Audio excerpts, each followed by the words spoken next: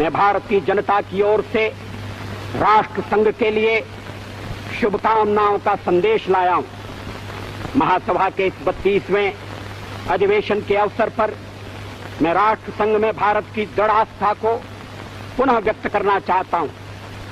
जनता सरकार को शासन की बागडोर संभाले केवल 6 मास हुए, फिर भी इतने अल्प समय में हमारी उपलब्धियां उल्लेखनीय हैं। भारत में मूलभूत मानव अधिकार पुनः प्रतिष्ठित हो गए। जिस भय और आतंक के वातावरण ने हमारे लोगों को घेर लिया था वह दूर हो गया है। ऐसे संवैधानिक कदम उठाए जा रहे हैं जिनसे यह सुनिश्चित हो जाए कि लोकतंत्र और बुनियादी आजादी का अब फिर कभी हनन नहीं होगा। अध्यक्ष महोदय, वसुधैव कुटुंबकम की परिकल्पना बहुत पुरानी है। भारत में सदा से हमारा इस धारणा में विश्वास रहा है कि सारा संसार एक परिवार है। अनेकानेक प्रयत्नों और कष्टों के बाद संयुक्त राष्ट्र के रूप में इस स्वप्न के अब साकार होने की संभावना है। यहां मैं राष्ट्रों की सत्ता और महत्ता के बारे में नहीं सोच रहा हूं। आम आदमी की प्रतिष्ठा और प्रगति मेरे लिए कहीं अधिक महत्व रखती है।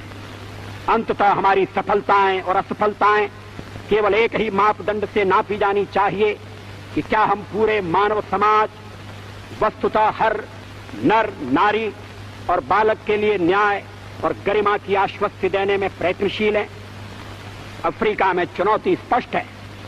प्रश्न यह है कि किसी जनता को स्वतंत्रता और सम्मान के साथ रहने का अनपरणीय अधिकार है या रंगभेद में विश्वास रखने वाला अल्पमत किसी विशाल बहुमत पर हमेशा न्याय और दमन करता रहेगा।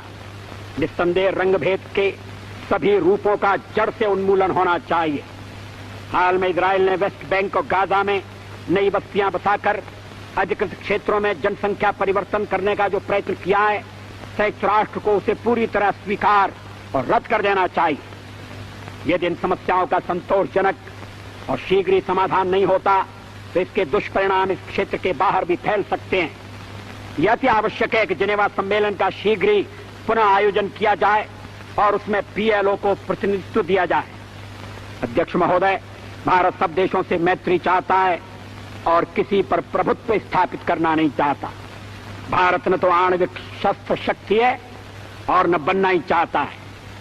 नई सरकार ने अपने असंदिग्ध शब्दों में इस बात की पुनर्घोषणा की है। हमारी कार्यसूची का एक सर्वस्पर्शी विषय जो आगामी अनेक वर्षों और दशकों में बना रहेगा वह है मानव का भविष्य। मैं भारत की ओर से इस महासभा को आश्वासन देना चाहता हूं कि हम एक विश्व के आदर्शों की प्राप्ति और मानव के कल्याण तथा उसके गौरव के लिए त्याग और बलिदान की बेला में कभी पीछे नहीं रहेंगे। जय जगत। धन्यवाद।